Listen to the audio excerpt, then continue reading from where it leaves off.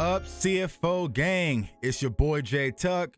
Real Cowboys fans, stand up. You're now tuned into the CFO Sports Channel. So if you are new, do us a huge favor. Comment, like, subscribe somewhere down there. And be sure to turn that notification bell to stay updated with all Dallas Cowboys news and content. Well, looks like we got a lot to talk about, Cowboys Nation. A lot to talk about. So I had to call in the big dogs, man. And these guys, they ain't no guests. You know what I'm saying? They are not new to this channel. These are my brothers in this Cowboys content community. They are killing it. They are doing their thing. I respect them to the utmost. So I had to bring them on tonight. We're going to talk draft. We're going to talk everything Dallas Cowboys. So CFO fam, give a warm welcome to my guys, Boss Cowboy and Big Game James in the building. What's going on, fellas? Man, I just feel good to be sitting here with a celebrity, man. My boy JTuck, man. I just feel good, man. That boy celebrity, bro. You know what I mean? That boy, you know. He all in the news. You know, everybody can't be just people across the world right now. Getting ladies in their feelings. I'm like, let's go. Hey, man. Hey, what can I say, man? What can I say? I do a little bit, man. But like I said, this past week has been crazy. I didn't expect it to go the way it did, but it did, man. But like I said, at the end of the day, it brought spotlight on all of us. You know what I'm saying? Because almost 3 million people clicked on my Twitter profile. And so when they see me, they see all of us, man. Hey, so it wasn't just a win for me. It's a win for all of us, man. So salute to Brittany Rayner, man. You know what I'm saying? Say, man, listen. I got to say this, man. I'm Team JTuck all the way. And I also want to say this. JTuck, we had a conversation behind the scenes. And I just want to echo the homie. And he said this, and this goes out to everybody. Y'all take this. If you know anybody that ever sung that song, I Don't Want No Scrub, you cannot participate in this conversation. Right. If you was ever with the girls and y'all was enjoying it, singing along, as he said, as the homie in the passenger side and best friend ride, trying to holler at me, I don't want, if you said all that, then you shouldn't have nothing to say about Cam. Facts, because a lot of y'all don't know. Back in the day, boy, you used to feel some type of way when your homeboy like, man, I'll drive us to the club. Nah, I'll drive, fam. You know what I'm saying? I'll drive, you know what I'm saying? Like, JTuck, what if I'm also got a car, but I just so happen to be in your car? Right, that's what I'm saying. Hey, you wouldn't get chose at the club. See how they did us, man? See how they did us? But now things started turning a little channel, so they tried to attack him, man. But like I said, it was crazy, but it is what it is. I'm appreciative of all the opportunity, man. So I'm going to start with you, boss, for the people who do not know where to find you. Go ahead and let them know where they can find you, my guy. Yeah, Boss Cowboy Sports, man, especially on YouTube and on Twitter, man. Both of those are growing exponentially, man. I'm having fun just rocking this Cowboys content. Yeah, absolutely. My boy is over here killing it, especially killing with the draft. You dropped the book, dude. Draft book, too. Yeah, man, I just dropped the book, and I'm going to be finalizing all my ranks this week and dropping it on Twitter as well as YouTube and Facebook. I spent the last couple of weeks kind of debating out some of these ideas, and I'm still open to debate. So the book is even not final yet. It's going to be final literally 2 days before the draft starts. I'm going to give myself that much time to really finalize my last couple of film debates that I'm having, even with myself. Right. Because a lot of people don't know, bro, the draft is a process. You know what I'm saying? And that's why I always suspect a lot of people's work, because they don't understand the grind that goes into it. And that's why I brought y'all on for tonight specifically to talk about the draft, because I know y'all roll up your own sleeve and y'all really do y'all homework. Y'all just don't be shooting stuff, you know what I'm saying, just to be saying it. Big Game, my guy, go ahead and let everybody know where they can find you. You can check me out on YouTube. You can check me out on Facebook. I got my own sports page on Facebook. Same thing, Big Game James. You can check me out on Twitter. All three handles say Big Game James. You know, just trying to do the grind, trying to have fun, keep it real, and, you know, talk some good Cowboys football. Yeah, exactly. My guys are killing it, man. So, all right. We gonna talk about it. so let's go ahead and let's get right up into it, because I already see everybody in the chat. Salute to everybody in the chat. Let's go ahead and address it. So, you know, when you are in the media, you gotta move delicate, especially with situations like this, you know, because at the end of the day, a life was lost, and so we don't want to rush to any judgments. But it seems like Dallas Cowboy corner draftee from last year, Kelvin Joseph, is involved into an incident which could lead to some issues. So there's video circulating out there. The man that scrubbed his entire Instagram. The chains are out there.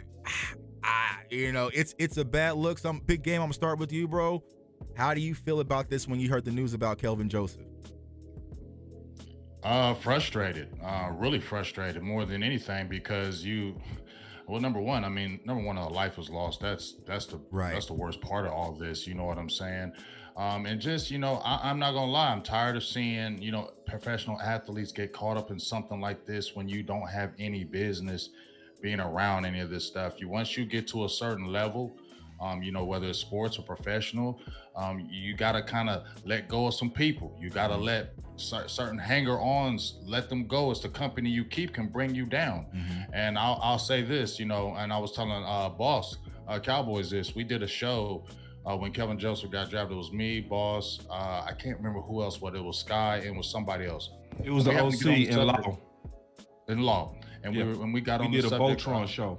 yeah, we did a Voltron show, and we got on the subject about Kelvin Joseph, Mhm. and I was not trying to dog him or anything, but what I was saying was you had red flags prior coming into the league. You had these red flags, and red flags are real. When you just ignore the red flags, they come up and bite you later on in the professional ranks. We've seen it happen when people take players that have red flags and they think, oh, we can get them together, or we can make this happen, and then 2-3 years down the line, you see these things that came up in college start resurfacing in the pros. And all I was saying was it wasn't about his rap career, but you've already had red flags. You're coming into Dallas where the spotlight is all over you, so you're gonna have a lot of pressure. And I was just worried about, I wasn't saying anything bad would happen to him, but I was worried about him because just the company that was kind of keeping, especially Tuck, you said it, you was in the rap game. Mhm. You know what I'm saying? When you in the rap game or you rapping, it brings a certain type of people around you too. My son, Right. my oldest son is a rapper, Right. and it happens. The company changes, Mhm. and it's kind of disheartening. We'll have to wait till it all plays out. But I don't know, Tuck and Boss. I'm just really frustrated more than anything because a life is lost, and you have the potential of a young player once again in Dallas Mhm. with some kind of major trouble, and that's just really disconcerting. Yeah, I agree. And boss, me and you did a show when I kind of spoke about me personally. I used to be in the rap game, and when you're around that environment, there's people who ain't even rapping, right? But they just around you, and sometimes the things that they get into, it lingers on to you. And I think the most frustrating part, like I said, I don't want to rush to judgment saying it was Kelvin Joseph, this and that until the facts come out. But when you watch the video, the frustrating part is whoever it was walked past the dude, you know what I'm saying, said something back. They started throwing hands like it's some drunken rumbleness. It was over. You know what I'm saying? These guys is walking to their car. It's over. Just leave. You go your way, I go mine. But then to air out shots at these people and take a live, not only with athletes, bro, but we see it too much. Just, in general. I know here in Kansas City, it happens frequently. I'm sure where you at, boss, and also Big Game, it happens frequently there, man. And it's just senseless violence that doesn't need to happen. But then you add on top of that Kelvin Joseph. And I was with you, Big Game. I was one of the most vocal people last year during that draft. Everyone who watches my channels and others know I was not for that pick. They knew where I wanted to go because I felt the other player that was available was going to be more NFL ready. And when you're scouting players, you got to have the mindset, can I trust you with the keys to the kingdom? We fathers, we parents, can I trust and leave my house with you and leave you occupied and know you're going to do the right thing? And I just never felt that with Kelvin Joseph. Now, I eased up and said, okay, he's young. Let me give him the opportunity to grow. But there was just things I continuously saw, even throughout last year. I was just like, it's a bad look, right? And then here we are. So it's going to be interesting to see how things play out. But it's a bad predicament to be in. Boss, go ahead, bro. Yeah, one of the things that I would say one of the things is he chose. So that's one of the key things that is sticking in my head today. From what's coming out, it looked like somebody that was with him actually shot this person, right? And if that's the story, and if that's what happened, then at that moment, he was at a major crossroads, okay? He had a choice. And the choice was, I'm gonna sit here, I'm gonna let the police do their job because one of my friends acted reckless, okay? Or you choose to keep it real route, which is a lot of times in our community where we sometimes say stuff like snitches get stitches and stuff like that. And so people have all this pressure then to keep it real with people that act foolishly, and then with the way these laws are geared up, you go down with your foolish friend. Mm-hmm. So let's just keep it all the way 100 right now. At this point, it was just like when Witten retired right before the draft. You have to, at this point, look at corner as a need now. So we went from having 4 to having 5 just because we don't know how this is going to play out. And it's at the very beginning stages of it being plastered. Then you add on top that he scrubbed his Instagram, right? Which is going to make more people ask questions, right? Which it could be innocent, who knows, you know, because a defense team is real, right? Right. There's the standard of law called above reasonable doubt. So if there's any kind of conflicting story that could get him off, obviously his defense team should be able to potentially do that. But at the same time, because nobody knows, draft is now cornerback serious.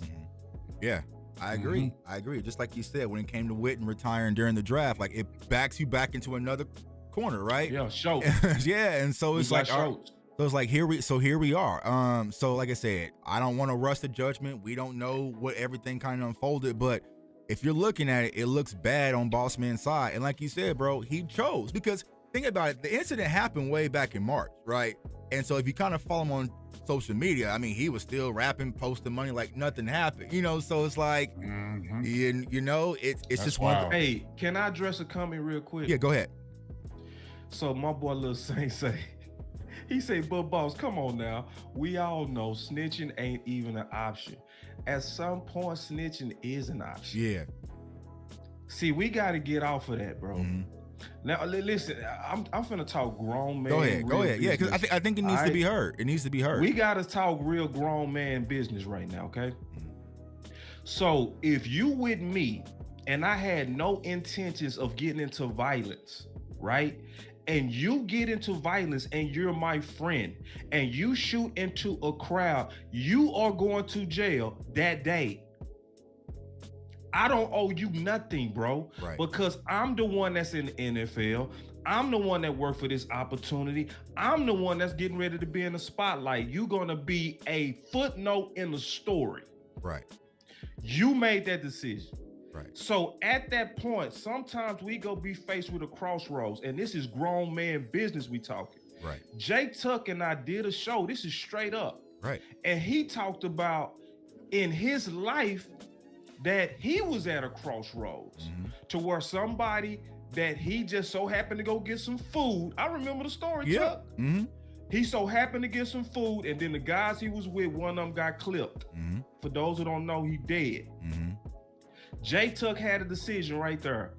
I'm gonna go corporate. I'm gonna go grown man. I'm gonna stop hanging with this crowd because that action came to me. I didn't go to that action. That action came to me.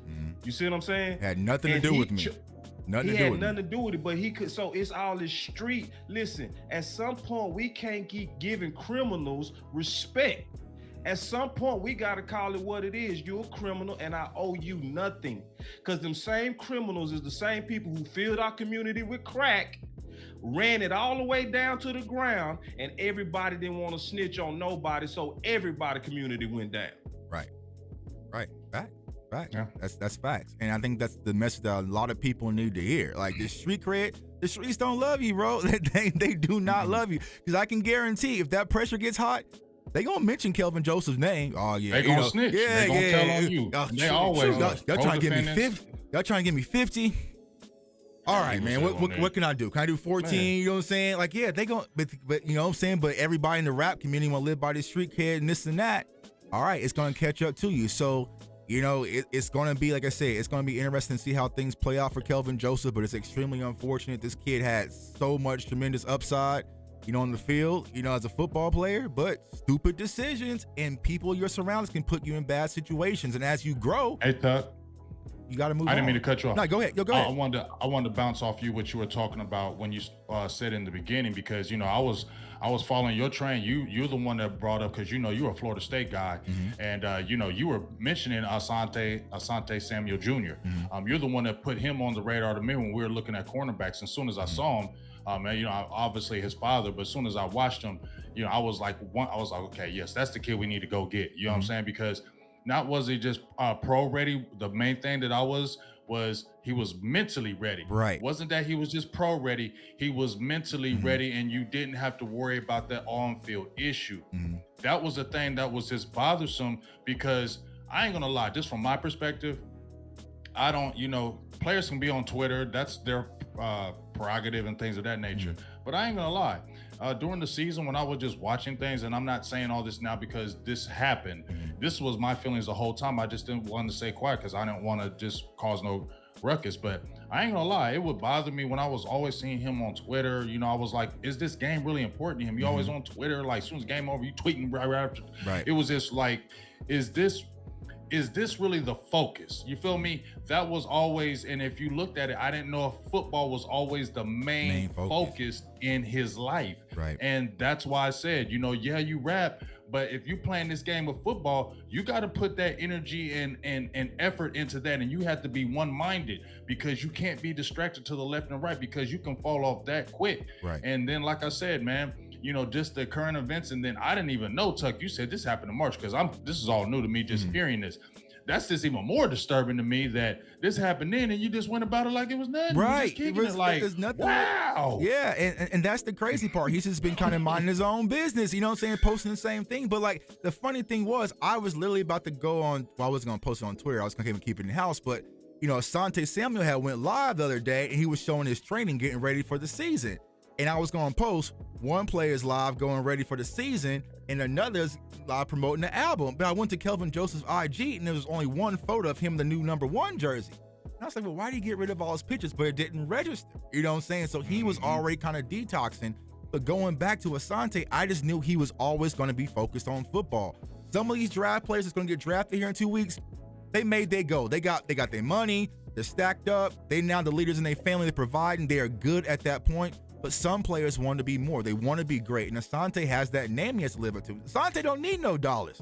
His dad's a Hall of Famer. You know what I'm saying? So he's playing for something more than just a paycheck. And I just felt like when you watch Kelvin Joseph, it was all, he made it. He got stacks. He got, you know what I'm saying? So that's the type of lifestyle he wanted to live. And like I said, it's unfortunate to kind of see it fall flat, but you got to tread lightly when some of these players are getting these type of contracts and type of deals that they're getting at the NFL level. So, here's what I think is going to happen. Somebody, if y'all real G's, y'all, know the vibe, y'all real ganged up, somebody gonna have to fall on that sword for him. You know what I'm saying? Someone gonna have to bite that bullet. Like, listen, man, it was my gun. Kelvin Joseph wasn't in the car. Because his car, it was in a rap video. You know what I'm saying? So, but like, someone's gonna have to fall on that sword and probably hold it down for him. That's the only way I see that he gets out of it. But, we'll have to see, man. Anything else, boss? Yeah, we getting ready to see. That's gonna be the test right there. Yeah. Because all it takes is one to roll. Right. And the way that the system works is the first to roll is the one that get the leniency. So all it take after click is one of them to be fake. Right. Just one. And then everybody else go get the hammer. Right. That's exactly how the system is set up. Right. So if they really click tight, if they really mafia, if they really, whatever they claim, like really affiliated, there should be an order in the code. Right. Like if you're going to be cold enough to where the kingfish, which is Bossman, didn't sing on you, well, somebody got to be willing to not sing on him. Right. And it's just what it is. So that whole clique getting ready to be tested. But the fact that all these dominoes just fell is not looking good for Boss. But at the same time, we got to let the justice system work. Right. Because the defenders are real, big time defense teams are real. So all this person got to do is go up there and give some really quality stories on why Bossman probably felt the need to go away, because it could have been, I thought something happened to you. They can come up with a story to bend it to reasonable doubt. Right. And also, just keeping it real, he should have some of the best attorneys because he's affiliated with Jerry Jones. Right. So Jerry distanced himself now. Yeah, do you think Jerry's gonna want to get involved with this? I don't think Jerry wants to have any part of that. It wasn't like it was Micah. It wasn't, you know what I'm saying? Let's talk about it. Let's talk about it. All right. Let's talk about it. So remember Brent, right? Brent who killed his I think it was that's his best different friend. In my opinion. It is different. This is violence. But at the same time, Jerry, in my opinion, does have a history of not rushing to judgment. Just me, you know what I mean? Mm-hmm. And if he comes out and he starts seeing details that's not in alignment with him being guilty, he go back you, just like he did Zeke. He didn't walk away from Zeke. You know what I mean? But that was a breadwinner, though. But then here's the difference, though, boss. Zeke was a favorite son, and he still is a favorite son. Right. Kelvin Joseph, I didn't see nothing where in the Cowboys media or they felt like Kelvin Joseph was a favorite son. Right. So now you already had that trouble past and already had that near you. Now you have this. I don't see Jerry jumping in. He might wait till the facts play out, but I don't see him saying anything about this. But I'm going to tell you what Jerry go do. Jerry go give him some referrals. He might get some referrals on the low, right? He ain't gonna be talking about. He gonna distance himself. That's all you need, right? Hey, because they'll mess around. They'll mess around and take a corner here in 3 weeks and put a new number on his back and spin the whole narrative, and then just be done with it. You know. But at the same time, I just feel like I would fight for my asset. Because let's keep it real. I just feel like they're gonna go in a different direction with this coming out. It just in my heart, I just feel like they're gonna really move away from this and say, "Hey, you on your own, kid. You gotta figure this one out." Right. So you wouldn't fight for the asset? You wouldn't put your defense team on it? Not for this bit. Not with this bit. On this one, boss, because of the history, I would just stay on the quiet. I would already be looking in the draft. I would just move away from it. I know it's a second round pick, but we ain't gonna die because Kelvin Joseph ain't on the squad no more. Right. Diggs, yes. Kelvin Joseph, nah. You know what I'm saying? That's where I'm at. And if you look at his year, especially the off field, but if you look at his year, he didn't even get in there until toward the end of the year. So there wasn't really no surplus on his rookie year. You're not really tied to him. In their mind, he's just a special teams player. So it's just like, well, I would say this, because he's a premium pick, I think they should put resources behind him, but quietly. You know what I mean? Yeah, they play quietly. Well. Right. You know, just like fight for him behind the scenes, use your resources, use your political resources, just being real, right? Being real, like the judges that owe you favor, all of that, put it to work. You know what I mean? Try to get this dude back on the field. Yes, it was stupid. Let's be real. Right. It was real dumb. Stupid. Right. It was dumb. It was young and dumb. It was hood thinking. It's hood keeping it real thinking. Right. But at the same time, maybe this could be his wake-up call. You know what I mean? And I'd rather him get a second chance than be thrown away for somebody else's dumb shooting. Right. Just me keeping it real. Just me keeping it real. Right, exactly. Sometimes I don't think the system should just snowball you for a stupid moment. You know what I mean? Mm-hmm. Because you can get affiliated with that murder just because you the one drove away, and it can just follow you. Like some of that stuff is, to me, that was a momentary lapse in judgment, you know what I'm saying, for whatever reason. Right, exactly. Let's go ahead and get into it, because someone said at least Jameson Williams can wear that number 1 jersey. Y'all know I love him. Let's go ahead and get into it. So the NFL draft is coming up, and we had some 30 visits, but Jerry Jones came out and spoke to his subjects the other day and talked about the possibility of moving up. So, boss, I'm going to start with you. If we are going to move up in the NFL draft, who's it going to be for? Who would you consider risking a little bit to go get? I like the sit-put strategy, honestly. Okay. It would have to be somebody like only a Jordan Davis. That would probably be it. Everybody else, I'm sitting, not making one move, bro. You know. So, but when I heard his statement, the key thing is he said is the first 3 rounds too, right? And I think this is what's going on. Let's just keep it all the way real. This is a draft that's not like our previous drafts. Mm-hmm. In the previous drafts, we had quality BPA set up, right? Mm-hmm. Even if we didn't draft people, we all felt at least good about what we had, right? This draft is obvious needs like we've never seen. Right. So in the previous drafts, that's why we haven't made a major move up since Mo Claiborne and You could even throw in there Tyler Biotis, who we traded with Philly. So we haven't made any moves because we stayed put, and that's been our draft strategy. But because we have needs, real needs, receiver, guard, now corner, tight end too, right? You have to go get your guy. And sitting around letting those 5th round picks just sit there, you should stack those and then try to be aggressive for the first 4 rounds to address those needs. So I think Jerry was this is what I really honestly believe Jerry was doing. All of us being, I would say, ladies' men in the past at some point, right? And you chose at some point. What's up, Brittany Rayner? At some point. We're still today, man. Hey, you know what I'm saying? Hey, man, Brittany Rayner all on my boy JTuck. You know, celebrity tuck. That's celebrity tuck.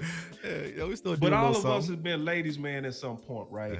And you've chosen a woman who didn't choose you, right? But then it was a legit reason why. She had a man, right? So when she becomes available, she gives you clues. So that's how Jerry and Dallas was. They wasn't to move down or move up types. So all these teams over the years that been calling them, been getting shot down because we've been staying put. So sometimes you got to send a signal to say, hey, we in the dating market. We willing to move up because now we don't have no boyfriend. We going into this draft with needs. I can see that. So, but there's no clear player that you would say is worth going up and moving besides, you say Davis? Just Davis. That would be the only one because the domino effect of Davis is just so exponential. Right. Everybody else, I'm letting fall. Guards fall, Dean falling, receivers falling. I'm cool with everything else falling. But when you get that once in a generational talent, that Micah Parsons freakish type of stuff, you go get that.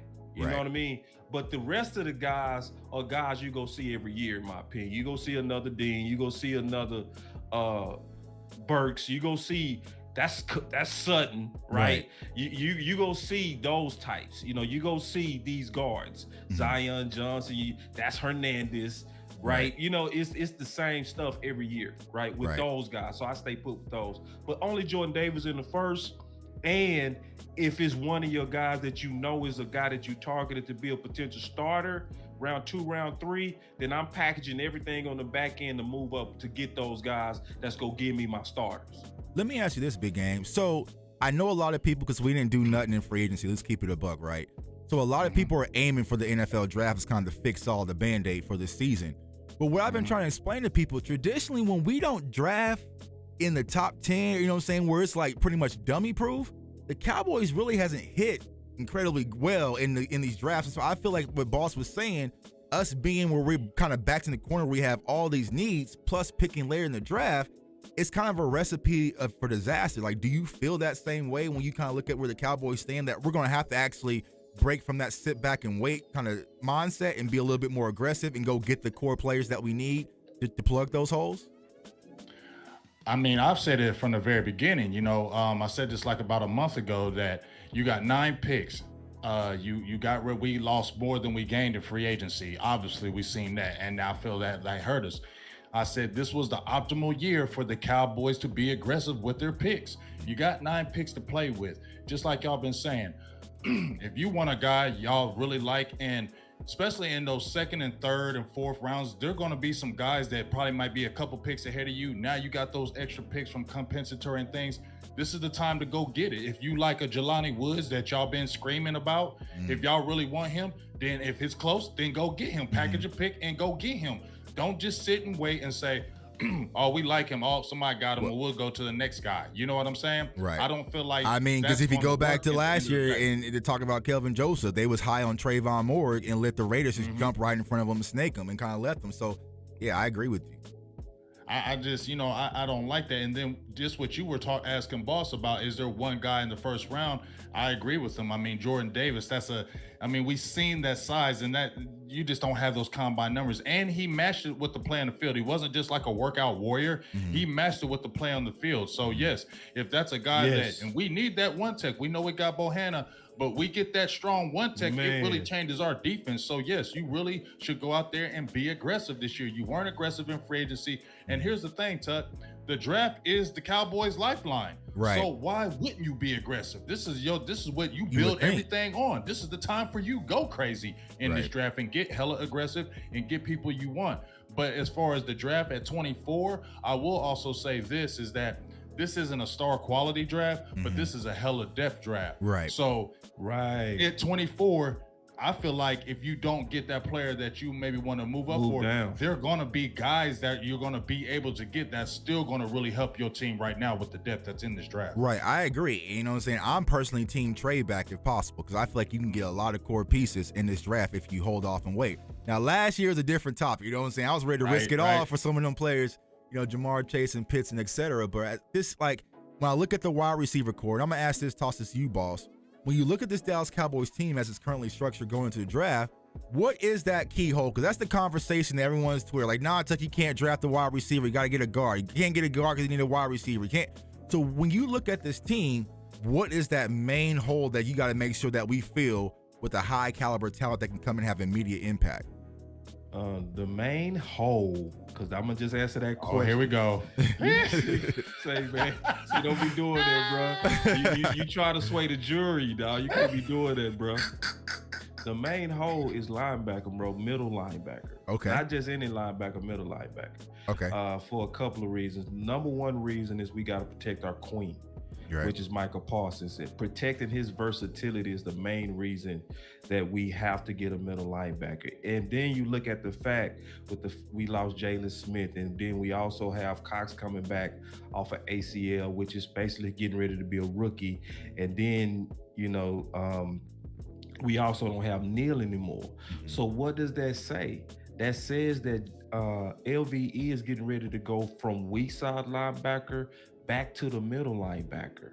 And then when you look at our opponents and you look at the fact that we got 9 running opponents, heavily running opponents, do you really think, Derrick Henry, Taylor, Gibson twice, Swift, Jones from Green Bay. Whatever the Eagles trying to do, you know. And the Eagles are running the ball now with Sanders. Right. They are. That's 9. Don't you think, boss, that we need to get that big guy? Because we could have linebackers, but you know, linebackers aren't a premium like they used to be. And this we've talked before that this draft is filled with a lot of good linebackers. If you solidify that front, because it don't matter if your linebackers is good if you can't stop that front. And we were still going through that. Dallas gave up over 100 yards a game, and that middle of the defense was still a problem.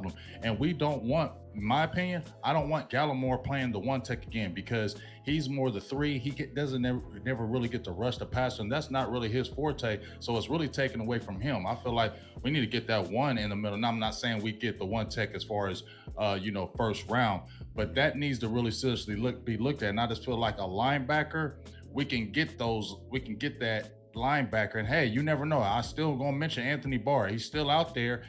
You can still grab him. You still got money to do it. Dallas waited for a long time to get Everson Griffin. Remember, we were all screaming about Everson Griffin. Yeah, it's gonna be a second round of free agency. And then at the last minute, Dallas scooped him up. So that could be something that you could still fill with a veteran instead of jumping out there and getting that linebacker in the first round. And that's what I'm not saying. Because I feel like you can get a linebacker or 2 in this draft. And I'm not saying get a linebacker in the first round. That's what I'm not saying. See, what I'm saying is just what's the top need, right? Okay. Like what's the thing that could just break us down quick, right? And the reason why I'm saying linebackers because let's just think about Parsons. If he just had to play middle linebacker because of an LVE injury, what was his best impact?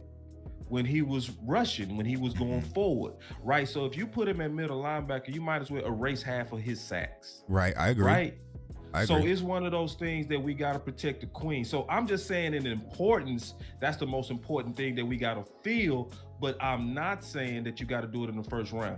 So I'm more so saying this, if Dean is taken off the board, okay, then pick Zion Johnson or then pick Green or go pick somebody else that's gonna fill another need because then the volume of linebackers between round 2 and round 3 are serviceable enough to then patch that Band-Aid. But what happens is it becomes priority round 2. if you don't get it round one, you know? Right. I agree. Now, let me ask you this, Big Game. Like, because, I had this whole dream about Dean and Parsons way back in January. So when you watch Nakobe Dean, is there anything that concerns you? Because I know a lot of people like, oh, Tuck, he's too small. And it's the kind of same things we heard about Nick Bolton before he came to Kansas City and kind of tore things up. When you watch Nakobe Dean, is there any red flags that would kind of draw you back from making him the first round pick? I mean, for me, as a player, I like Nakobe Dean, but I was trying to go as how the Cowboys think. Yeah, when I look at all their linebackers, what's Parsons, 6'3"? What's Jabril Cox, 6'3", 6'4", LVE, 6'4", Luke Gifford, 6'4". I just going by how they trended and how they're looking, and I'm just like, they haven't gotten any short linebackers in a while. They love those long guys in length, and he doesn't possess that. So that's why I'm thinking now he's a very good player, and he could buck that trend.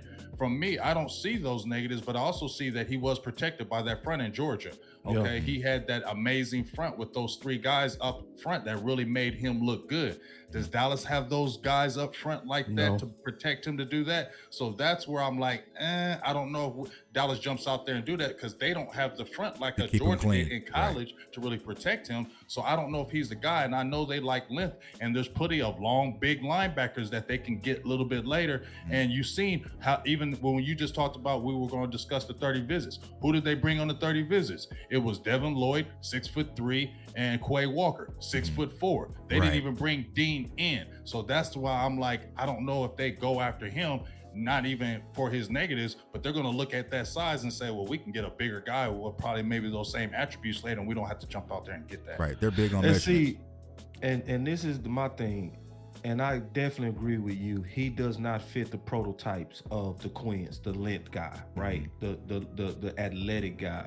But that's why I want to go against the Cowboys on this. And I want to challenge them to stop being so measurable, restrictive that you ignore playmaking. So like Tuck went through that last year with Asante Samuels. Right. Yep. Tuck went through that same damn argument. Right. Oh, he little. Those other corners are 6'1". Right. Man, but can he play? But can he play, bro? Right. And if we get Dean, we get a guy that can flat out play, and we get a doable middle linebacker. You protect your queen. You get a guy that's a leader. You get a guy that's going to definitely gel with a Michael Parsons. You know what I mean? It's so many dominoes that fall into place with a Dean, and he is the guy. And to me, the one guy that's the stand apart linebacker. You know what I mean? So the rest of the guys are in the pack to me. You know what I mean? So it's one of those things. That's why I say just him in the first round. I want to throw this out here just to throw a major curveball everybody on in chat, we already talked about the Bossman thing for about 30. Everyone just now getting that news. We're doing that again. Everyone just getting that news. Rewind. I got the rewind. Rewind. You get at a review. Run it back. I'm for moving down if my guys are wiped out. Yeah. Yes. I agree. And gain an extra pick. Yeah. Yes, because see, we gained an extra third moving down just a little. Well, that was obviously because we was in a premium place last year. But picking up that extra third to getting the show right was from moving down one spot. Right. So, like, if we wiped out, we need starters. Those starters are gonna be between round 1 and round 3. Get you some extra second and third round picks. Move down. Everybody want to move up. Somebody got to be willing to move down. Right. And I think you're starting to see some of these quarterbacks heat up a little bit. So that might be opportunity as well. Now, I'm going to transition over to the offense. Yeah. Come on, Malik Willis. Do your thing. Man. Desmond Ryder. Come on. Get all of them. I ain't falling for none of them. I ain't falling for not one. I don't like none of them. And it was the first year I can kind of skip through the quarterbacks, man. I was like, nope. Didn't even look at them like, I was trying to for the book. I hated it. I was trying to force a feel like, nah, I don't like him either. Carson Strong out of Nevada, nah, I don't like him. You know what I'm saying? So I skipped out through all them quarterbacks. But I'm gonna go over to the offensive side of the ball. So the conversation is offensive line. So I know the left guard is the spot everyone's talking about. Me personally, y'all, I don't think Connor McGovern's going to go out without a fight. So if you're going to get a guy in there, you're going to have to get him early that can really push and challenge him, because I think the Cowboys are going to try to give him another year. But the conversation has also been kind of coming about taking a tackle. Would you guys consider taking an offensive tackle if a Penning or a Cross was to fall to you? But my question is, how do you stash him? Because like I said, Soon as we got Parsons last year, what happened with LVE's health? He didn't miss not one damn game. You know what I'm saying? So I feel like if we draft a tackle, you already have Steele as your right. Tyron Smith ain't gonna miss no damn games, and you're gonna kind of be forced to have your left tackle sitting and waiting in limbo. But would y'all consider taking a tackle, or would you just have to be strictly focused on the guard position? Me personally, they brought in Cross. I mean, they brought in Cross on their 30 visits, and they really like him, and he's a player. I like Penning, but I wouldn't do it at 24, not just me. And I know that he's a Northern Iowa guy. I don't see the Cowboys jumping out and getting a Northern Iowa on the first pick. That's just me. But I feel like that Charles Cross would be something that they would really look at. And I'm gonna just say, I don't think Tyron Smith, I don't care what LVE did last year. Tyron Smith ain't gonna be healthy. Tyron Smith gonna miss some games. I don't care what Evans and whatever. He gonna miss some games. And I feel like we gotta make that preparation for that, because I'm tired of hearing Tuck every single time he gets hurt. Oh boy, the Dallas Dolphins ain't gonna do nothing now. They can't block no more. They can't run the ball. They can't protect nobody. Because Tyron, no, I don't want to hear that no more. As soon as Tyron Smith get hurt or whatever, have that guy come in right now. Tyron Smith is trending down. He's not trending up any longer. I mean, we can't keep living off that. So I'm definitely cool with getting a tackle like a Cross and just roll with it, because I feel like dude has missed 3 to 4 games every single year for like 5 years. I don't feel like that trend is going to stop. And sooner or later, you got to get this guy, man. Tyron Smith ain't going to be here forever. I've been advocating, looking for that replacement for 2 years now. So I'm definitely cool, especially if a Cross and y'all like him. Yeah, I'm definitely cool with a guy, but I don't want no Penning at no 24. Ooh. Boss, what's your thoughts on it? What? When it comes to tackle, no, not me. I would rather us go ahead and get the guard, because I'm looking at the dominoes. You know, I just don't look at the player. I look at the other players that's impacted. So I think one of the things that'll help Tyler is to have them all about. You know what I mean? I think if you can really shore up that middle three, right, and get that middle three stronger, it's gonna really help Tyler. So I think you get 2 player improvements in one acquisition. That's why I would really, really focus in on guard if I was sitting there in the first and I had my choice. Now, I'm very high on Penning, though. I'm high on Penning. Right, he's a dog. I see the athleticism in him. I feel like he's cheap, though. Like, he does cheap stuff. It's not really dog mean to me when you hitting balls after the whistle. It's like, bro, show me. A little nasty, bro. That's nasty, bro. Like, somebody go slap you in the league for that mess, bro. I hope he go to trade and Kelvin be trying to do late whistle stuff with Tank. Man, bro, get hit right in his mouth. Walk out quick. And so it's fake tough to me. I don't like that type of tough. It's show out tough to me. That's just me, though. But in terms of what my eyes see is a freak athlete, man. He moves so well to me. Now, some people don't like him, but it's one of those things. I didn't trust none of his tape, but I trust his Senior Bowl. You know what I mean? Because the talent he was going against and the way that he was dominating them balls was eye-popping. And remember, Steele got walked and mollywopped when he was in the Senior Bowl. And look what he turned to. So all these tackles would be good, though. And I'm going to just be honest. I think Cross, in my eyes, is more of a second rounder. I think he's a first round in this draft more so because of the leanness of the tackles. You know? But I think he's good. He's technically good, but he's not your traditional just, we must get him tackle, but he will be serviceable. My last thoughts on tackle is this. I'm curious on Ball. Yeah. I'm curious. And because of Ball, and I'm honestly sick of us getting guys bragging that there were steals and never giving them a chance. What did they say about McGovern? He was the blinking light. We had to get him at 90. What did they say? They tried to trade for McGovern. We wasn't gonna let him go. When are you gonna give him his developmental reps? Year 4? So the same thing with Ball. What better development than you being a swing? Yeah, I agree. Because also you gotta think about it. Now our depth is kind of depleted when especially comes to the offensive line position. So we really don't have a swing anymore unless it's going to be Ball. But I really didn't hear much about Ball throughout the season. I know everybody was asking, like, what's up with Josh Ball? What's up with Josh Ball? But I guess he had an injury. I'm not sure how long that kept him out. So it's going to be interesting to see how he develops, coming to the offseason. So I think we still need to draft a swing. Now, when it comes to the guard position, do y'all think that it's between Kenyon Green and Zion Johnson and there's a fall off, or do you think that we can hold off a little bit and still get that guard? I see a lot of people mention Salyer, also mentioning Kennard, also Ingram out of LSU. So do you think that the value drops off if you wait, or is Green and Johnson really your instant impact starters, and then you might get some guys who are going to fight for the position a little bit? Well, I'm high on Marquise Hayes. I know you. Big, was you gonna say something? Because I've been talking a lot. Okay. So yeah, man, Marquise Hayes I gave him 3 stars. Okay. He was the only guard I gave 3 stars to.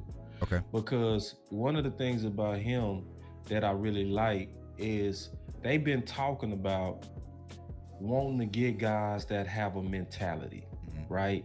So I'm looking at guys that got that certain dog mentality. After what happened to San Fran, my guys are more gangster guys. So I would want Zion real Johnson. Gangster on the field, not off the gangster field. on the field, not off the field. Yeah. I'm talking about guys that are real life bullies. They real like steal. Right. Like when you watch Zion Johnson, he's looking for work constantly. Right. Like he looking to punish somebody.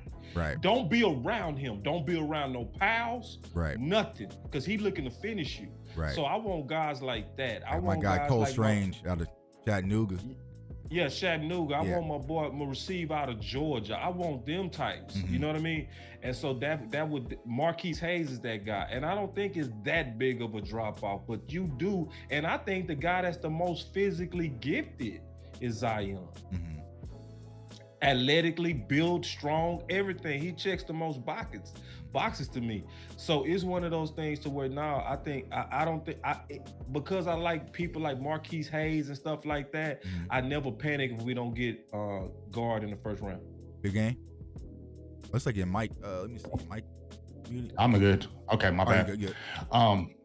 I would tend to agree with Boss on that. If you just look at a lot of the guards, I mean, Dylan Parham, Cole Strange, you just mentioned, Jamar Saylor, Thayer Mumford, Darian Kennard, who played offensive tackle, but you can slide him at guard.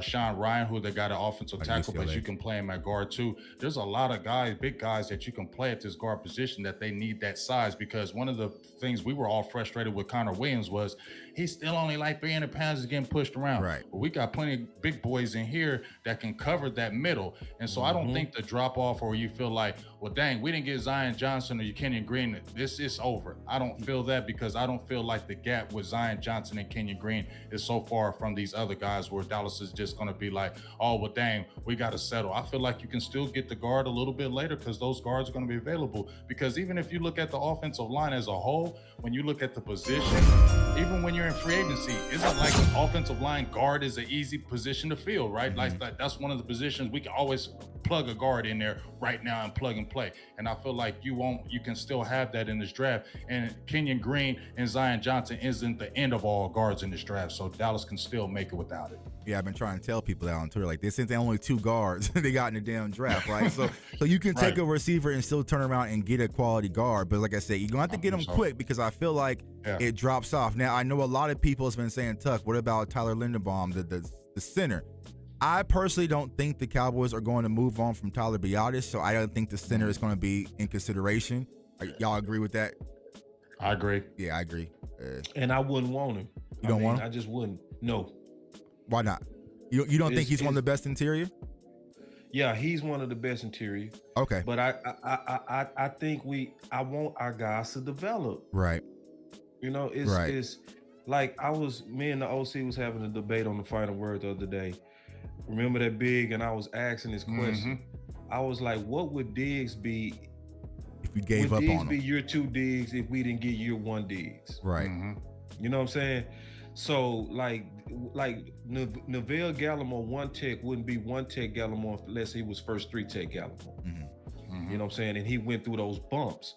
So as fans, I think sometimes we got to understand that when you get these guys at premium places, you want them to develop. You also got to welcome that it's going to be bumpy. Right. We all know we wouldn't have got year 2 steal without year 1 steal. Right. You know what I'm saying? So it's so many of these guys that we got to be willing to go through the bumpiness before they refine out. And so So it's a couple of these players that I think we need to allow that to happen. And one is Tyler Biadasz. Because really he was injured year one. Right. His rookie year was really year two. When do you really see who they really are? Year three. Season. Right. You know what I'm saying? So I don't want no panics, because then if you feel center and you add this major competition at center, you also got now still 5 needs that you go try to address in later rounds. That don't even make sense. Right. And plus, not to they got the kid from Nebraska, Matt Farinock, from last year, and he plays in a position. Right. But I made the tweet. It's just like, why does everybody want to throw Biadasz away? You know what I mean? Because if you looked at his numbers last year, I mean, I know people trip off the Pro Football Focus, but if you watch the game and you look at his numbers, he wasn't getting manhandled every single game. He wasn't getting destroyed every single game. He wasn't giving up 30 pressures and 15 pressures and 5 sacks a game. Yeah. We had this dude was getting destroyed every single game. And just like Boss said, and you, Tuck, we gotta, at some point in time, we gotta say, let's let these guys develop and not just say, oh, he wasn't great year one. So 1 year, we had 1 year, one and done, develop. right? You know, Cowboys fan, because like I said, the way this free agency has been, whoever we get better get taken off to an early start, man. Because if we draft Zion Johnson or Kenyon Green, they get 2 holding penalties in their first game. Cowboys get rid of them. That was a bad pick. I told you we should have went wide receiver. You know, but speaking of wide receiver, though, so this has been a topic of conversation, right? You mentioned Pickens, Balls. Go ahead. Just real quick, before you go there, I want to hammer that point just a little bit more, bro. Okay, go ahead. We got time. Because this is go really bring it home. Remember when Tank took off, it was what? Year 3. Right. What was we saying that offseason before he took off, though? We need a war daddy. Right. So because of that public pressure, who do we end up getting in the first round and reached for? Taco. Mm-hmm.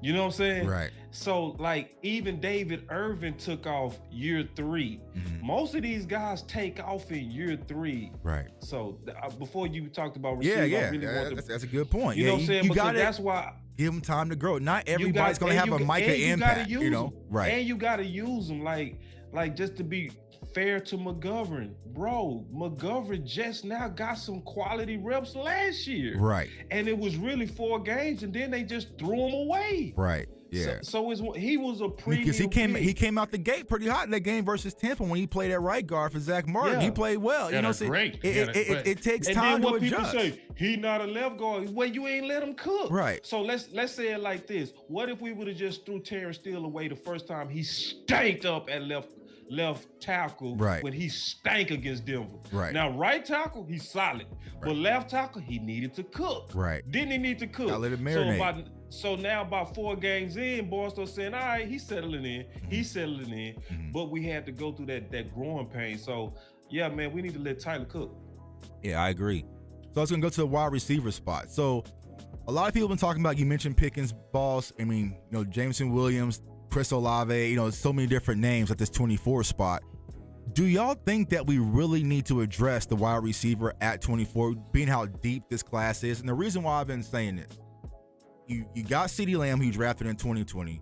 You just paid Michael Gallup. You just franchised Dalton Schultz. So whoever you bring in, I would think the expectation at 24 is your target option number 2. You know what I'm saying? So I feel like, but if you're looking how the Cowboys are currently structured, they might be 3 or 4th with options. That's not even considered Tony Pollard and what Zeke needs to get their touches. So do you think that the wide receiver at 24 is a priority, or is that the position that we can really wait on and get, maybe some of these players in the later round? Me personally, I think we can definitely wait, but I like James Wilson. Right, yeah. I mean, I think for me, Williams is the only player where I'll risk it all. I throw all logic out. You know what I'm saying? It's just, I would risk it. Right, I'm risking it for him. I ain't gonna lie, I'm risking it for him. We don't like him and Gallup coming off of ACLs, but hey, we gonna be one hell of a team to deal with in November. That's where I'm at. You know what I'm saying? Bro, if we got him and they be like, why'd you do that? But man, when he come back, dog, y'all gonna see why you got him, dog. Yeah, right around Thanksgiving with him and Gallup and clicking with CeeDee Lamb. It's going to, you know what I'm saying? So that's where that's well, my y'all risk. Y'all some gamblers, man. I'm just saying. Why not? Hey, we've been crapping out regardless. You know what I'm saying? We've been crapping out regardless, bro. Big balls. Hey, at this point. Dog, boy, you boys is. Hey, ooh, I mean, I ain't never going to casino with y'all. Hey, 2 weeks Vegas. Hey, go pull up. I see you boys big. Yeah, but that gamble gonna pay off. Yeah, it's gonna pay out. That mother sucker, boy. I tell you what. But you wouldn't do it, boss? You gotta, I would do it, but I would do it just like they did Bossman, where you get Bossman and you get his insurance right behind him. Okay. You know what I'm saying? So, you know, and that's just what you got to do with somebody with ACL. Right. It's just what you got to do. And this is a draft, you can do that. So if you do gamble with a guy like that, then go on target you Danny Gray in the 4th. Right. In the 5th. You know what I mean? And it's because I know in this draft, it's going to be some late round guys, mid round guys that's going to outperform first and second round guys. Right. This is that draft for Cooper Kupp all over again. Right. It's too many quality 4-3s. It's too many quality route runners. It's too many good receivers that's going to end up with quarterbacks that's really good, that's going to make some major plays, and they're going to ascend when they're in the league. And this whole draft order going to be rearranged by next year. So, yeah, if we did take a chance on the Williams, just get insurance. But in terms of your original question, was you finished, Big? Yeah, I'm good. Okay. But in terms of your original question, do we have to get a receiver at 24? I say absolutely not. I don't think none of the receivers really separate. I think it's all of them in the mix, especially because, see, when I wrote the book on the Boss Cowboy Guide, I break my receivers down into possession receivers, possession route runner receivers, and then just route runners.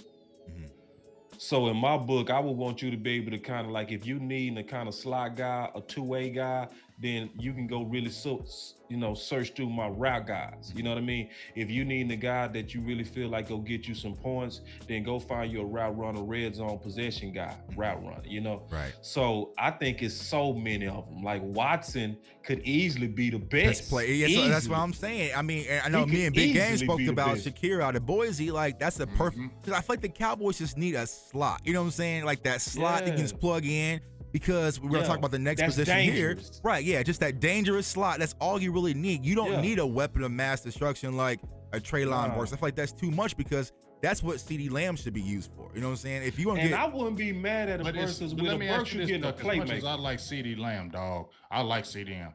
But you can't say we don't need some explosiveness. We need receiver, dog. Yeah, we do. And I don't know, some of these guys, I know we can get some of these guys because there's a plethora of these guys, but y'all know how it goes. When one of them receivers start falling like in the second round, they start hitting like dominoes, dog. Right. And I would be a little worried about that kind of happening. We need some explosiveness on that receiver. I think we need to at least double dip at the receiver position this year.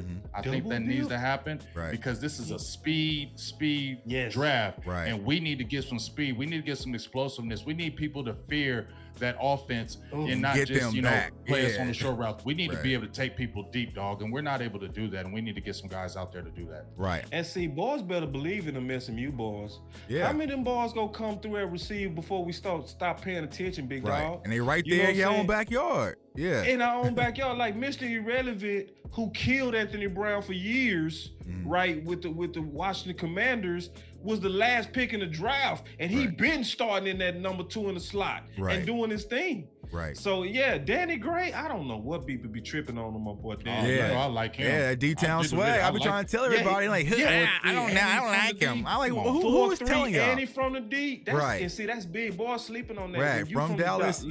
Now you from Dallas. He played for Dallas Cardinals, Dallas SMU, and will be a Dallas Cowboy. Right. Man, he will break his arm for this city. And boys gotta understand that. Plus, he's a hands catcher. Right. He not and a route runner and explosive. Right. I agree. This draft is so full of cats that's gonna just blow up out of nowhere. It's crazy. And be honest with you, I'll be disappointed if we walk out this draft without one. Because there's so many, as you mentioned, you can either go to Wandale Robinson out of Kentucky, like the list goes on and on. Jahan, you know what I'm saying? Robinson, I called him CeeDee Lamb Part 2. Yeah, he's so shifty. Just a gear. It's a gear. You know what I'm saying? Yeah, so bro. to not walk out with one of them, we walk out with one of these big blocky wide receivers in this next position we're gonna talk about that you mentioned, tight end. So I'm gonna go over to the tight end position.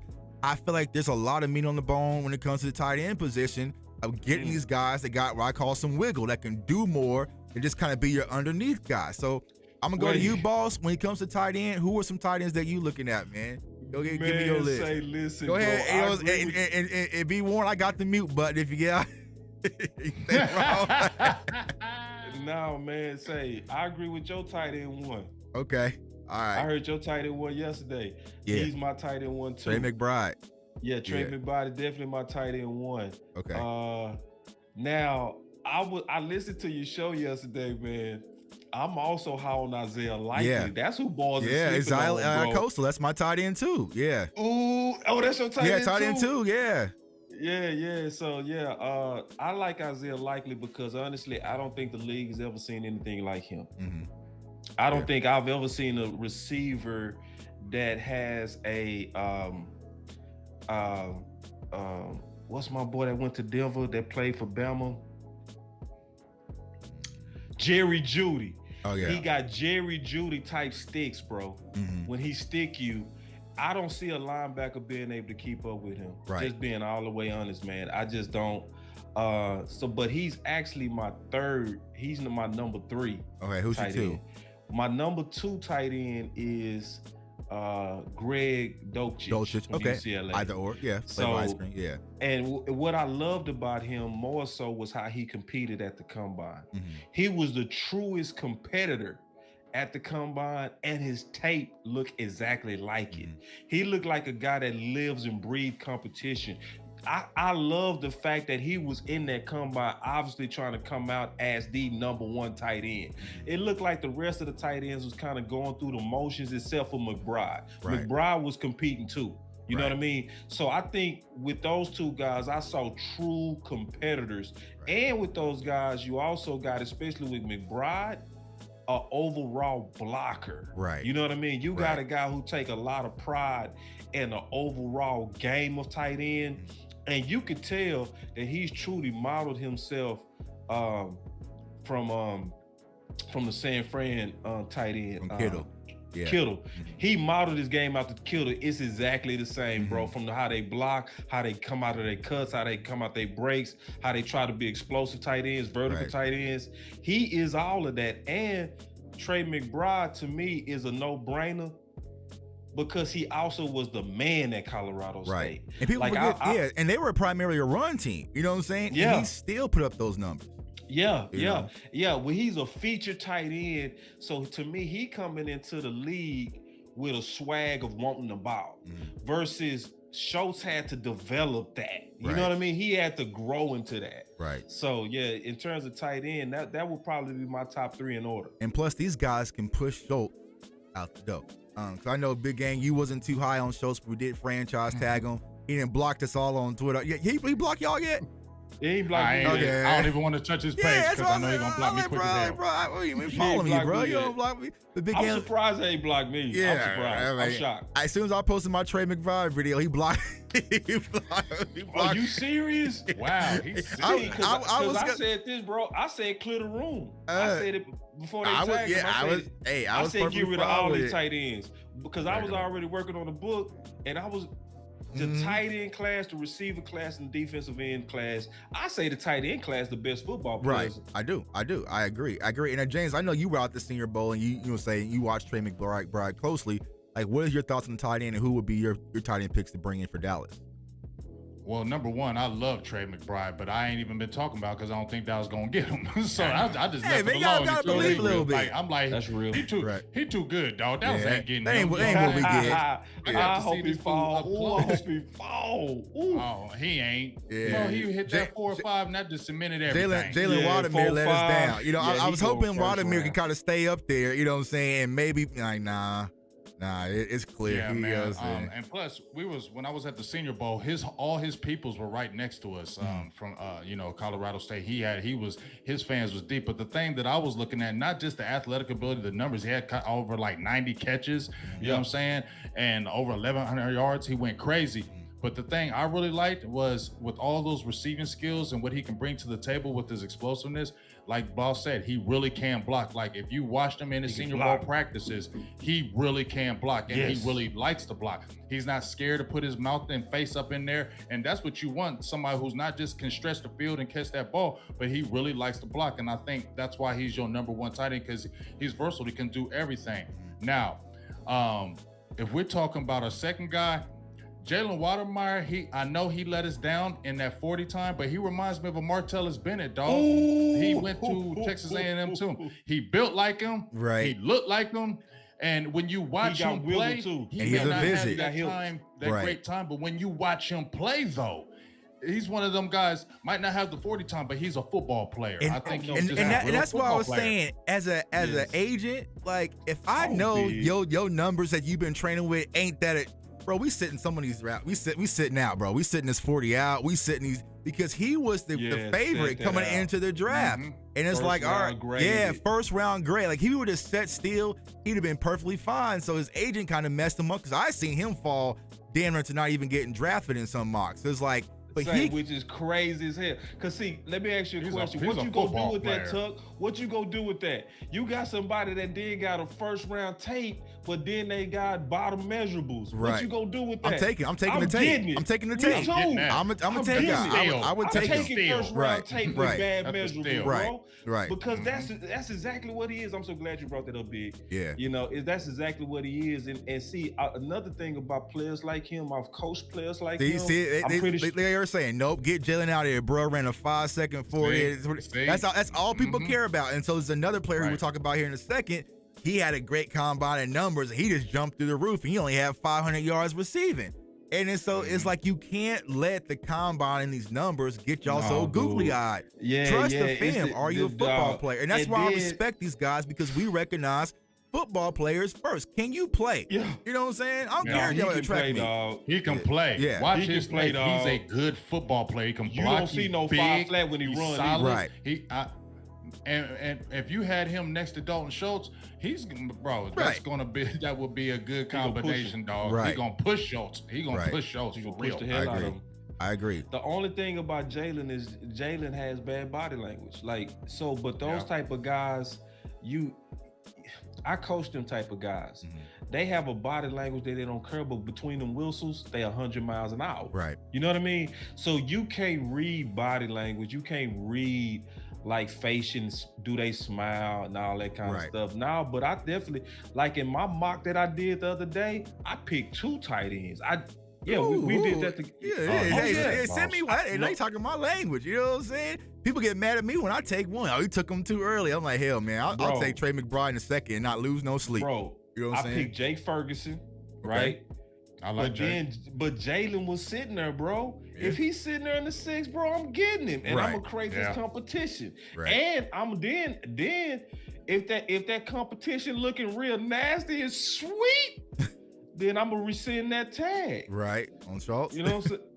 Well, see, here's the thing with the tight ends with me. You know, you just mentioned Jake Ferguson. I really liked him, and his 40 time hurt him. That's why he's dropping. Nobody's talking about Jake Ferguson because he ran a bad 40. But if you watch him in that Senior Bowl and you watch his tape, he's a damn good player. He's a damn good player. Yep. And you know, everybody's jumping. Just in case in point, you just mentioned it, Tuck. Jelani Woods, who everybody's talking about. He took his shirt off here. Everybody said, "Woo!" Like he had one decent year. He ain't get nothing, dog. Yeah. And everybody's like, and once he had that time, everybody was like, "Let's get Jelani Woods." He said, "You see what he did to that blocking dummy?" I'm like, bro, he ain't did nothing, bro. This is one daggone year. You feel what I'm saying? Yeah, like my thing is, if you're gonna do that, I like the kid Chigo Azim Okunwo. I can't know his last name from Maryland. Yeah, I mean he ran a 4.5. Right. And if you look at his tape, I don't see too much of a difference between him and Woods. Right. Exactly. Yeah. Yeah, you see 6'7", 245 with that type of speed that Woods put on, but where's it on the field? When the cleats come on, you know what I'm saying? When the shoulder pads on, it don't look that good, you know what I'm saying? So, I mean, there's other players also. You can talk about Charlie Collier out of Iowa, who I like. Yeah. You know, they can do something different. I just feel like the Dallas Cowboys have always had these big, kind of slow, blocky, Jason Witten type mode. And people are like, oh, well, I love Jason Witten, but it's just like, all right, the game is changing. and you need a tight end that can do a lot. Man, I know how you was ready to get Witten up out of there, man. You ready to get Witten up out of there, man. You know, but if you get an Isaiah because here's the thing, if you get me an Isaiah Likely, oh my God, you can sit on wide receiver for a little bit. You can sit on wide receiver for a little bit. Talk that talk. You know what I'm saying? So the Cowboys was going to 12 formation a lot more last year in our offense. You can sit on wide receiver a little bit. Yeah. And so, you know, but we'll see how it works out. Now, before I let y'all go, Mix, I know we kind of coming up on time. Hold on, I want to get on that Jelani Woods. Oh, go ahead. Chime on. Just real quick, just on Jelani Woods. I do get it because, you know, you see the 4.61, you see the dude that jumped out the gym. You also will be matching him to a coach that has used all the tight ends that he's ever coached. Right. So we've seen that, like, even the tight end out of the Giants, I can't remember his name. Evan Ingram, best years is with our coach. Mm-hmm. You know what I'm saying? So when you match him with the type of coaching we have over here at Dallas, I could see where you would take on a project like that. But I think people are ignoring the stiffness in his game. Right. He's very stiff. He does have a big catch radius. And I want to also talk positive about him too, because he can block. And the way that they used him at Virginia, I really watched how they used him. They used him exactly like they used Schultz, where he's a guy that go find them soft spots in the zone. He's go sit down, he go turn around and catch the ball. So somebody that can make a transitionally easily into our offense, because you also can't do that unless you're good at reading defenses. You got to know really quick when it's cover 2, when it's cover 3, when it's man, and you got to know exactly what to do in those scenarios and be right every time if Dak is going to use you as that outlet. So he could do that because he was doing that at Virginia. I agree. Another plus about Jelani Woods is I got him as my 6th tight end, or maybe 7th, is he's a fantastic red zone target. That's why he had 8 touchdowns. So you get a stiff blocking tight end, but you get a guy that you can go to in the red zone and be a true mismatch, like a true one, and make plays down there. I agree, and I feel like what our Achilles heel was, teams didn't have, because we really have any over top threat, right? And they sit and they just set on Dalton. Let him take the underneath because they didn't fear the yak when it comes to Dalton Schultz. Like, hey, you can sit up under a cover 2 or the soft zone, take these little soft catches, and we'll give that to you. But if you get a player that got some wiggle to him, all right, it changes things a little bit. So, you know, I would like to add a Greg Dolchich or a Trey McBride or Isaiah Likely to this offense. I think it's it'll be great for Dallas. More explosiveness. We need explosiveness. Right. This offense will look, bro, like with a Jalen Watermeyer, even a Jay Ferguson, bro, like Isaiah Likely, those 3. It changed. Oh man, it changed. Dog, it would look so good because those guys bring you a lot more yak. You know what I mean? And you you would easily be able to move on from Schultz. It would be like Schultz who? Right. And to save you money, Stephen Jones, if you're listening. So as we talked about earlier, we all know the situation with Kelvin Joseph. I want to go quickly in the corner. Where do you think now corner becomes a priority? Is it first round priority like some are saying? I don't think so, because I think Anthony Brown, I think Jordan Lewis is still solid. You have Nashawn Wright still emerging. You still have Maurice Candidate, who had a great camp. So we got some players there. But where do you think the priority for corner comes? I'll start with you, Big Game. Ooh, wait. Just thinking about it's so crazy with this Joseph thing. I'm gonna say, if from me, I'm gonna still say like around a 4th. I don't feel like you still have to jump out there because you had Anthony Brown coming off a career year, had his best year. Jordan Lewis, really, if you look at besides his first year he came in the league, had his second best statistical year. And I think that's another year of Dan Quinn in the defense. And like you said, we had Nashawn Wright, mom on the show. We got to give him a chance. You got to see what you have in him. You drafted him higher, and a lot of people are like, oh, you reached for him. Well, you drafted him, 3rd round? He got to play this year. He got to show something this year. So I still don't feel like you got to jump out there. You just mentioned Maurice Kennedy. Heck, you never know if they may get somebody on. I just don't feel like you still have to jump out there and say, oh, shoot, Kelvin Joseph gone. Now we got to go get a corner first round. I don't feel like you still have to do that because you still have enough depth and you can still maybe get a solid corner in a later round. And I still feel like you have other things that you need to kind of take care of. And corner still is kind of okay in my opinion because if we're looking at the veterans we have, I don't think they're trash. Right. Now, boss, I see you smiling over there, and we talked about this on the phone, my guy. So he's a corner. Yeah, you a corner. So he's a corner. I trust you. That's why I did start smiling. Did I give it away, dog? I know what's happening. So let's play it out. Here we are at 24. Damn Stingley. Yeah. And Stingley slides to us. Stingley slides to us. We had this conversation a minute ago. Oh my God! What you doing, boss? Stingley slides to us. Lord. Oh, all right. So if Stingley floor is yours. Well, first things first.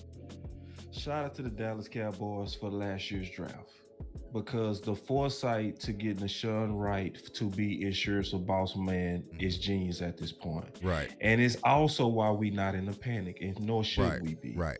Because at this point, it was starting to look like one of those guys was going to be an over pick. Because remember, Nashawn got off to the hot start in camp. You know what I'm saying? Right. And is that super hot start? Yeah. Super hot start. Right. And we could also say this. You know, this is where I was all the way team Coach Marvin on trade Anthony Brown up until the news of Bossman. Because of the insurance of Nashawn Wright. You know what I mean? I was like, you got to get those guys developing now.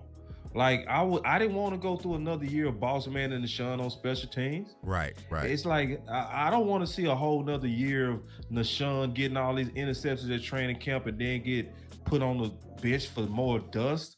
No, man, put that boy out there and let him cook. Right. You know what I mean?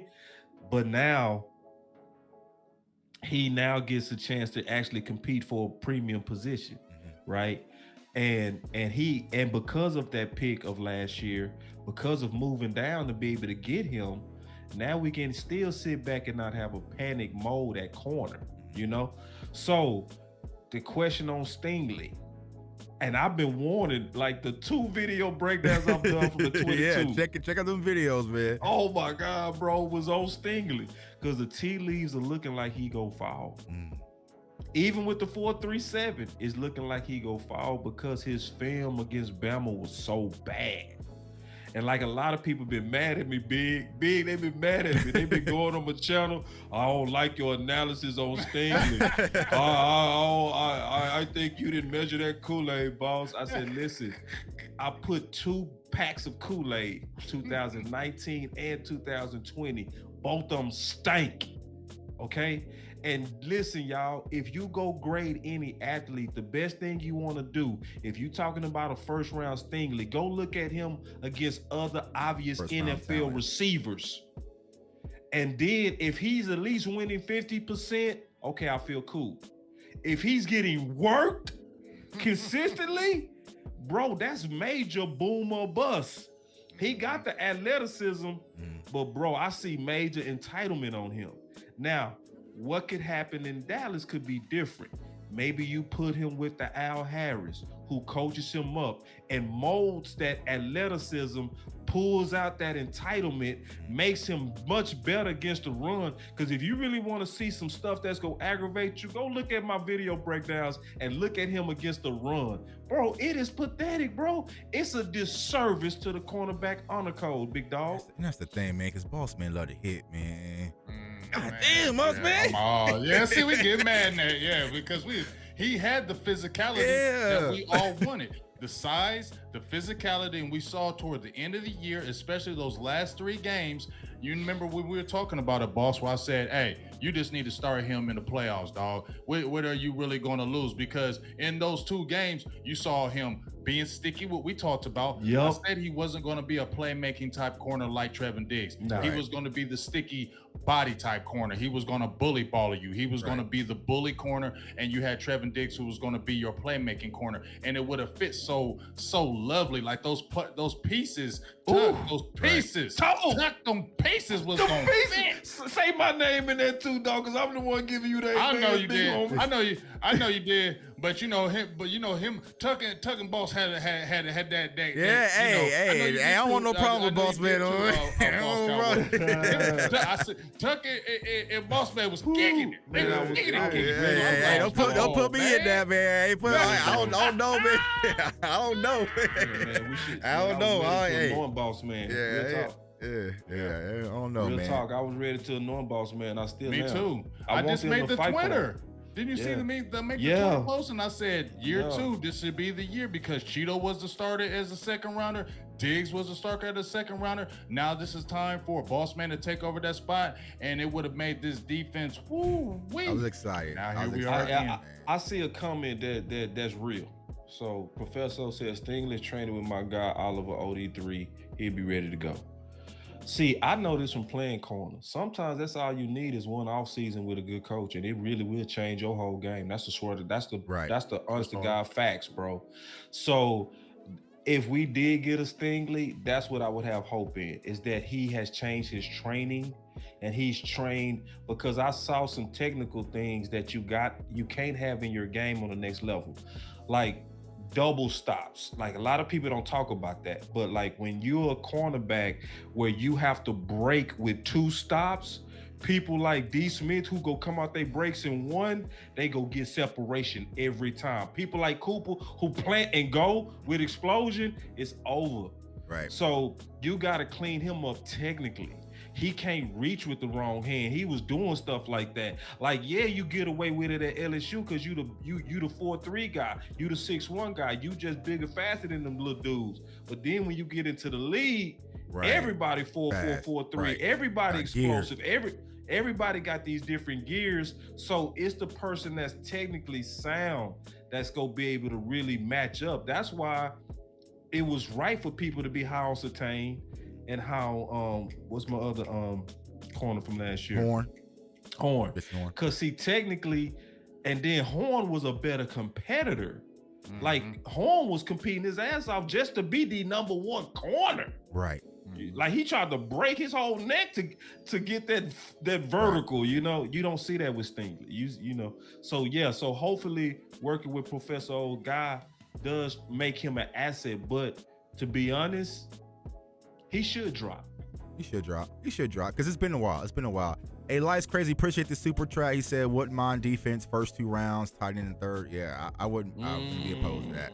We'll see. I wouldn't be minded. But hey, my guys, man, I'm gonna let y'all go, man. I appreciate y'all coming on. We gotta do this again because we got defensive tackles to talk about. We can get the edges, so we got to run it back and definitely do this again. Like I said, my guys is one of the most knowledgeable when it comes to this NFL draft stuff. They do their research. They trust their eyes over everything. And that's what I respect the most. But for the people seeing it for the first time, Boss Cowboy, let them know where they can find you. Yeah, man, Boss Cowboy Sports, man, especially on YouTube and Twitter and Facebook. That's where you can find me, and that's where to follow me. And Tuck, anytime you on the drive, please. Yeah, you know, hey, I don't mind driving, you know what I'm saying? You know, hey, I appreciate y'all coming on. Big game, let them know where they can find you. Hey, just like Boss Cowboy said, you know, it's mostly there on YouTube, but I got the Facebook page. You got to do is type in Big Game James, Twitter, all 3 of those platforms. Just type in Big Game James. Hey, we're talking Cowboys football. I will say, if you come over here, I try to bring as much information as possible for you to his information channel. Super information channel. Come holler at me. Exactly. Man, he got you on that. Exactly. Knowledge. Drop that fire. And for y'all looking to find me, man, just Google JTuck and Brittany Rayner. You'll find me, though. I almost hit my button on that. Yeah, this is JTuck and Brittany Rayner. Now, you can find me JTuck151 on all social media platforms. My YouTube channel officially here, CFO Sports. Also, we're building a brand new website, so stay tuned for that. And y'all can catch me on 810 WHB Radio in Kansas City. Shout out to you on that, too, Tuck. Appreciate it. With my guy, Darren Smith, every Sunday morning. I'll be out there at the NFL draft covering, man. So it's going to be a fun time. Whoever we pick, I'm excited about it. But like I said, we're going to continue to jump back in. We got to do this again because we got some more prospects to do. We got to do a mock, too. You know what I'm saying? Oh, so yeah. we like to do some Next mocks. time, let's do the mock. Yeah. We gonna pour some Cowboy, pour some drinks up one night and do a mock. So we'll definitely keep y'all tuned. We gotta do that soon, bro. Yeah, let's get on. We'll get it on the next week. Don't be trying to do no mock after the draft. No. And we mess up and take some damn Sam Williams in the second and some Jelani Wood. I'll be mad as hell. Run it back. Y'all don't like Sam Williams? No, I like Sam Williams. Not like that, though. Not no second. Ain't no way, man. I think you liked it, boss, where I talked about Sam Williams and his background, how he compared to Charles Tapper, dog. Yeah. It's real. Yeah. And when I see players and I hear about they first love was basketball their whole life, and then I just started playing football because people was making me, I get those are red flags to me. Right. You really love the game. I know a lot of people fell in love because he looked like Micah, but nah, you know what I'm saying? Like, that he ain't no Micah, bro. That's that great value Micah, bro. That ain't what we looking for, man. But hey, everybody in the chat, I appreciate y'all. Real quick, yeah. You know I got to get one more thing since y'all brother Sam Williams. I'm sorry. I'm so sorry. I know you try to break, but Sam Williams would go hard if he was a Cowboy, bro. Man. But I'm gonna tell you why. I'm gonna tell you why. Go hard in the fourth. No, I'm gonna tell you why. Because of that 4-3, you can't account for everybody, so it would give him a lot of one-on-one reps to develop on, and I think he would take advantage. Anywhere else, I do smell kind of like a bus smell on him, but here he would thrive. Just my opinion. Right. I agree. Dan Quinn will work with him. But shoot, how long will Dan Quinn really be here? We'll see. That's a whole other topic. Like I said, subscribe to everyone here's channel, turn the notification bell so y'all definitely don't miss out. Like I said, we want to run it back next week, do some mocks, keep y'all updated with all NFL draft content. I appreciate everyone in the chat.